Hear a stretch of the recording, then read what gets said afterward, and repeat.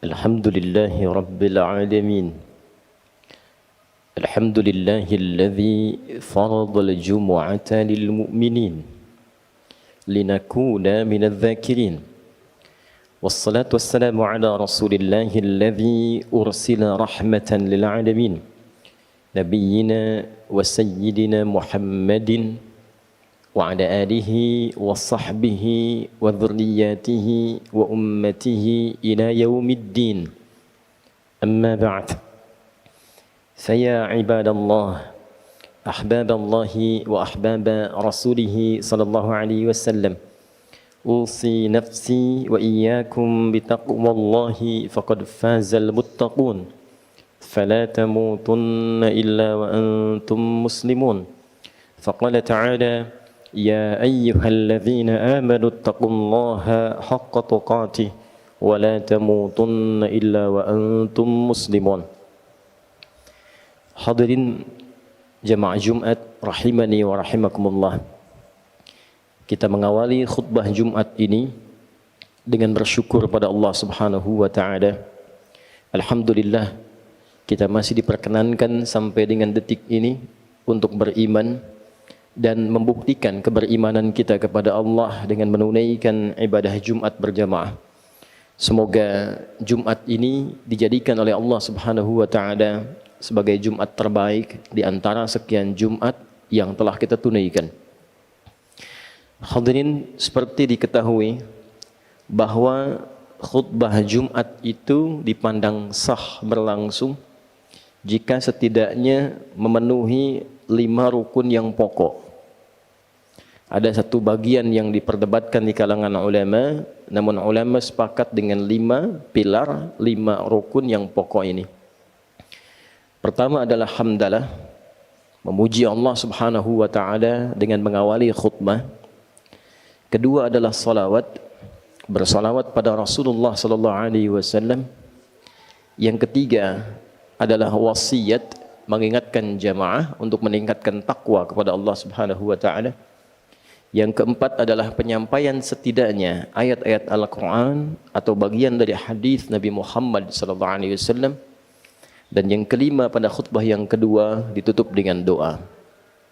Hadirin, 5 rangkaian rukun atau pilar yang menentukan sahnya khutbah Jumat itu bukan sekedar menjadi bagian formalitas, tapi ada hikmah, ada rahasia yang terkandung di dalamnya, sehingga setiap pekan kita diingatkan oleh 5 pilar ini. Dan 5 inilah yang akan menentukan perjalanan kehidupan kita setiap pekan, bagaimana pekan-pekan itu dilalui dengan nikmat, dengan bahagia, lebih dekat dengan Allah, lebih dekat dengan potensi kesuksesan yang mungkin kita raih. Inilah 5 pesan yang sering kali diungkapkan dalam khutbah Jumat dan diulang-ulang setiap kita datang untuk menunaikannya. Hadirin, di pertemuan ini kita akan mendalami, mengelaborasi rukun yang pertama, pilar yang pertama, yaitu hamdalah. Jika kita perhatikan setiap khatib memulai khutbah Jumat, ia pasti akan berkata atau setidaknya menyampaikan syukur dan pujian kepada Allah. Alhamdulillahi Rabbil Alamin. Nahmadullah, atau segala bentuk pilihan kata lainnya yang menunjukkan pujian kepada Allah. Hadirin, hamdalah, sifat memuji dan syukur ini sejatinya memiliki 2 rahasia penting. Dan keduanya terkait dengan penerimaan atas nikmat Allah Subhanahu wa taala yang Allah anugerahkan kepada kita dalam berkehidupan.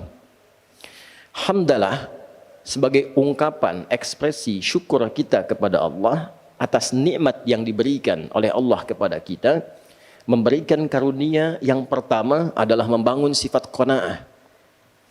Qanaah, menerima dengan baik semua apa yang Allah anugerahkan, dan dengan sifat penerimaan itu muncullah rasa syukur, dan dengan syukur itu yang paling menarik, ia selalu bersikap positif atas semua nikmat yang diterima tanpa harus menyoal dan memikirkan apa yang tidak ia dapatkan sampai detik itu.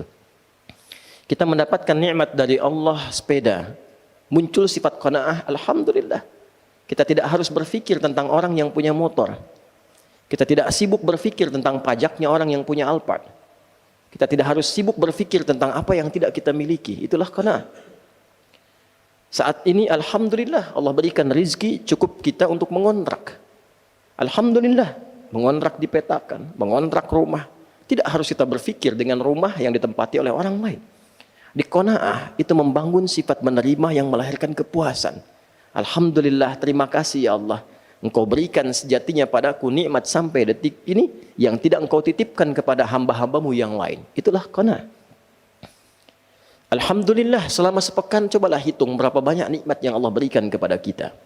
Nikmat sehat, nikmat bahagia, nikmat bercengkrama. Sehingga kadang kita lupa dalam sepekan untuk mengatakan fabi ayyi ala'i rabbikuma tukadziban. Sikap inilah yang kelak akan membentengi kita dari perilaku-perilaku negatif yang mungkin muncul. Karena lawan dari qanaah itu istighna, ingin merasa lebih. Ketika seseorang ingin merasa lebih, maka tertambahlah beban hidupnya dan terbukalah potensi bagi dirinya untuk menyimpang. Kalla innal insana la yatgha ar-ra'ahu istaghna. Sekali-kali jangan pernah lakukan, kata Allah. Manusia itu akan mulai berpotensi menyimpang jika ia ingin merasa lebih. Sudah diberikan oleh Allah sepeda, ingin motor. Tentu beban diri kita, tentu pekerjaan kita, beban pikiran kita akan meningkat. Bagaimana supaya bisa mendapatkan apa yang diharapkan itu? Padahal sepeda pun belum tentu digunakan pada hal-hal yang sesungguhnya menjadi asas kebutuhan kita. Allah anugerahkan kontrakan, alhamdulillah. Tidak banyak berpikir. Tidak banyak berpikir tentang pengelolaan, tidak banyak berpikir tentang pajak, tidak banyak berpikir tentang macam-macam. Allah anugerahkan kebahagiaan di dalamnya. Ketika ingin lebih, maka artinya kita memacu beban pikiran kita, kita memacu beban pekerjaan kita, sehingga berpotensi meningkatkan beban yang sebelumnya tidak didapatkan. Apakah meningkatkan diri untuk meraih nikmat lebih itu dilarang? Tidak. Tidak. Meningkatkan kemampuan diri untuk mendapatkan nikmat itu wajib dilakukan. Namun demikian, sifat menerima nikmat yang Allah anugerahkan itu wajib kita lakukan. Jadi berbeda antara istighna, ingin merasa lebih, dengan meningkatkan istiqdar, meningkatkan kemampuan kita untuk mendapatkan lebih. Itu berbeda. Yang dilarang itu sikap tidak menerima atas apa yang Allah titipkan, apa yang Allah anugerahkan kepada kita. Lantas dengan sikap itulah kemudian ia membuka potensi berbuat maksiat yang menyimpang dari jalur-jalur kebenaran. Bukankah orang yang korupsi itu karena ingin merasa lebih? Bukankah orang-orang yang ingin tampil gaya itu cenderung menampilkan maksiat dalam kehidupan dia? Nah, ini yang dilarang dalam Islam. Ini yang diingatkan dalam setiap pekan. Boleh kita meningkatkan kemampuan diri, tapi terima apa yang Allah anugerahkan kepada kita sebagai titipan yang kelak akan ditanya saat kita berpulang. Perhatikan kalimat Qur'annya. Kalla innal insana la yatgha ar-ra'ahu istaghna. Setelah itu Allah tegaskan, inna ila rabbika ruj'a. Engkau berharap ingin menambah-nambah di luar batas penerimaan yang aku anugerahkan, lantas memicu kerja keras pada dirimu, berpikir, tidur sulit, banyak sakitnya, padahal engkau merasa satu saat kau pasti akan pulang, kau pasti akan meninggal. Silahkan tingkatkan kemampuan dirimu, bersamaan dengan itu terima nikmat yang aku anugerahkan kepadamu. Qanaah kita hadirkan dalam saat yang bersamaan istiqdar, memompak kemampuan kita lebih untuk mendapatkan anugerah yang Allah bentangkan. Itu yang kemudian kita tampilkan dalam berkehidupan. Belajar tetap, jangan disalahpahami, sudah qanaah saja dengan kemampuan sekarang. Tidak, baca buku lagi, belajar lagi, tingkatkan lagi, tingkatkan etos kerja lagi. Dengan sendirinya nikmat akan datang. Itu hukumnya. Innallaha la yughayyiru ma biqaumin hatta yughayyiru ma bi anfusihim. Allah tidak akan merubah keadaan diri kita sebelum kita menunjukkan tentang fitrah keadilan Allah untuk berusaha merubah diri kita. Allah membuat sebuah hukum, orang yang bisa meningkatkan keadaan dirinya, maka dibuka oleh Allah pintu-pintu kebaikan lebih daripada sebelumnya. Jadi hadirin, jika khatib kemudian mengingatkan kita dalam khutbah Jumat dan dibuka dengan alhamdulillahi rabbil alamin, maka segera sadar dalam sepekan itu berapa nikmat yang belum kita iringi dengan sifat qanaah. Berapa nikmat yang belum kita iringi dengan sifat penerimaan yang baik. Qanaah. Qanaah menekan sifat-sifat iri hati. Qanaah menghilangkan dendam. Qanaah menghapuskan sifat-sifat tidak terpuji. Jadi setiap pekan kita diajari, jangan iri hati, jangan dendam, bebaskan dari perasaan-perasaan yang tidak baik, tingkatkan kemampuan diri, terima nikmat Allah yang Allah anugerahkan kepada kita. Ini bagian yang pertama. Yang kedua, hadirin, syukur juga bermakna menggunakan nikmat yang Allah anugerahkan kepada kita pada hukum yang telah Allah tetapkan dalam penggunaannya. Menggunakan nikmat yang Allah anugerahkan kepada kita pada hukum, pada ketentuan yang telah Allah tetapkan dalam penggunaannya. Kita beri contoh. Allah anugerahkan pada kita nikmat mata yang sehat, bisa memandang. Alhamdulillah kita terima kasih ya Allah, Engkau berikan kepada aku nikmat pandangan sampai detik ini, saat sebagian orang belum tentu bisa mendapatinya. Lalu bagaimana kemudian kita membangun syukur, sifat syukur dari sifat qanaah yang telah kita hadirkan tadi? Maka gunakan mata pada hukum yang telah Allah tetapkan. Apakah fungsi mata itu? Maka turun surah Cahaya, misalnya surah ke-24 ayat 30 itu. Qul lil mu'minina yaghuddu min absarihim. Muhammad sallallahu alaihi wasallam perintahkan, sampaikan pada hamba-hambaku yang beriman, umatmu yang beriman, gunakan mata itu untuk memandang yang baik saja. Bila yang tak baik itu kemudian berpotensi terpandang, alihkan pandanganmu dari objek pandangan itu. Jadi mensyukuri nikmat mata, menggunakan mata untuk memandang yang baik-baik menurut aturan Allah dan Rasulnya. Tak baik palingkan, itulah syukur. Mensyukuri nikmat lisan, menggunakan lisan pada yang baik-baik yang Allah perintahkan. Ya ayyuhalladzina amanu la yasraq qaumin qaum, jangan gunakan untuk mencela. La yaghtab ba'dukum ba'dha, jangan gunakan untuk saling memaki, saling mengumpat, saling gibah.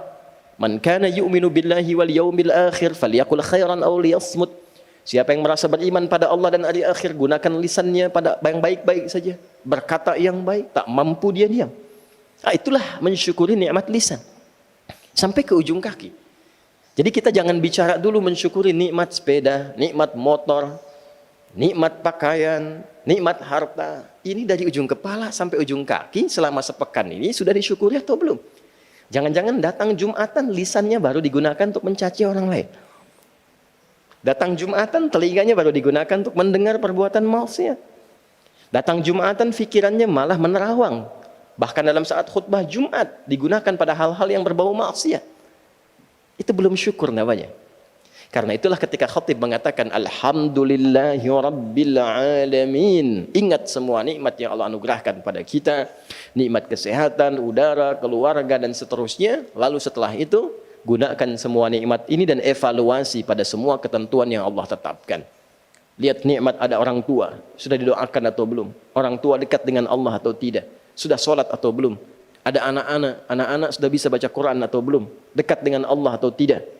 Jangan kita berharap sekeluarga masuk surga, sementara anak pun sholat tak mampu. Orang tua jauh dari Allah. Maka apa yang kita harapkan dalam kehidupan ini? Sikap yang dapat dibangun dua hal melalui sikap syukur dalam wujud ekspresi khatib Alhamdulillahi Rabbil Alamin. Setiap pekan kita mendapatkan pesan-pesan Rabbani, terima semua nikmat, maka terbebas dari perbuatan maksiat, hilang sifat-sifat yang tidak baik. Saat bersamaan gunakan semua nikmat itu pada seluruh ketentuan yang telah Allah tetapkan, yang dengan itu mudah-mudahan kebahagiaan di dunia bisa diraih, hisab di akhirat ringan kita menjalaninya.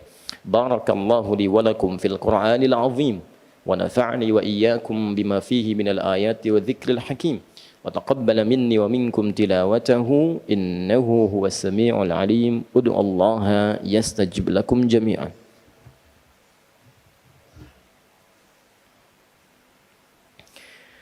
Alhamdulillah wassalatu wassalamu ala Rasulillah wa ala alihi wa sahbihi wa man walah wa ba'd. Faya ibadallah, usi nafsi wa iyyakum bitaqwallahi faqad fazal muttaqun fala tamutunna illa wa antum muslimun. Faqala ta'ala ya ayyuhalladzina amanu taqullaha haqqa tuqatih wa la tamutunna illa wa antum muslimun. Hadirin, sebelum kita berdoa pada Allah Subhanahu wa taala, Perkenankan khatib mengingatkan dengan singkat bahwa dari 5 pilar rukun khutbah yang disampaikan oleh khatib, hamdalah memberikan 2 pesan utama. Satu, membangun sifat qanaah, menerima nikmat yang Allah berikan kepada kita, agar kita mampu menjaga diri selalu dalam kebaikan. Tidak perlu iri hati dengan jabatan orang lain. Tidak perlu iri hati dengan hadiah yang mungkin orang lain terima. Tidak perlu iri hati dengan nikmat yang orang lain dapati, tapi tingkatkan kemampuan diri kita untuk mendapatkan anugerah lebih dari apa yang kita inginkan dari Allah Subhanahu wa taala. Kedua, pergunakanlah nikmat-nikmat itu dengan baik sesuai aturan Allah, karena semua akan dihisab. Dari ujung kepala sampai ujung kaki. Mata kita dihisab, telinga kita dihisab, pakaian kita dihisab, semua yang melekat pada diri kita akan dihisab. Mari kita berdoa pada Allah Subhanahu wa taala. Mudah-mudahan doa ini mengantarkan kita pada sikap qanaah dan syukur seperti apa yang Allah inginkan, seperti apa yang Nabi sallallahu alaihi wasallam contohkan. Alhamdulillahi rabbil alamin, hamdan syakirin, hamdan na'imin, hamdan yuwafi ni'amahu wa yukafi mazidah. Ya Rabbana lakal hamdu wa lakal syukru kama yanbaghi li jalali wajhikal karim wa li 'azimi sultanik. Allahumma salli wa sallim wa barik ala habibikal karim rasulikal mustafal amin Sayyidina Muhammadin wa ala alihi wa sahbihi ajma'in. Allahumma ya arhamar rahimin urzuqna ni'matal qanaati wa syukri laka ya rabbal alamin. Ya Allah, anugerahkan kami rizki untuk memiliki sifat qanaah dan syukur atas segala nikmat yang Kau anugerahkan kepada kami. La tada'lana fi maqamina hadha wa fi kulli maqamin dhanban illa ghafartah. Ya Allah, jangan biarkan ada dosa sedikit pun di tempat ini atau dimanapun kami berpijak kecuali Engkau gugurkan seluruh dosa-dosa itu. Wala hamman illa farajtah, jangan biarkan ada kegelisahan tertanam kecuali Engkau telah tenangkan keadaannya. Allahumma wala asiran illa yassartah, jangan biarkan ada kesulitan terjadi kecuali Engkau mudahkan kesulitan itu. Wala hajatan min hawaijid dunya wal akhirati fiha laka ridwan wa fiha lana salah illa qadaitaha ya arhamar rahimin. Wala maridan illa syafaitah. Ya Allah, bila ada hajat apapun yang tersembunyi, termasuk bila ada di antara hamba-Mu yang sakit, mohon sembuhkan penyakitnya, kabulkan seluruh hajatnya. Allahumma rabbana atina fid dunya hasanah wa fil akhirati hasanah wa qina adzabannar. Allahumma ihfadz biladana Indonesia waj'alha baldatan thayyibatan tardaha. Ya Allah, mohon jaga negeri kami Indonesia dan jadikan Indonesia negeri yang berkah yang Engkau ridai. Jaga kami ya Allah, jauhkan dari perpecahan, satukan dalam kebaikan. Dan jaga para ulama kami ya Allah, ikhlaskan mereka dalam berdakwah untuk mencerahkan umat dalam kebaikan. Allahumma bifadlika subhana rabbika rabbil izzati amma yasifun wa salamun alal mursalin wa akhiru da'wana subhanakallahumma wa bihamdika nashhadu an la ilaha illa anta nastaghfiruka wa natubu ilaik walhamdulillahi rabbil alamin.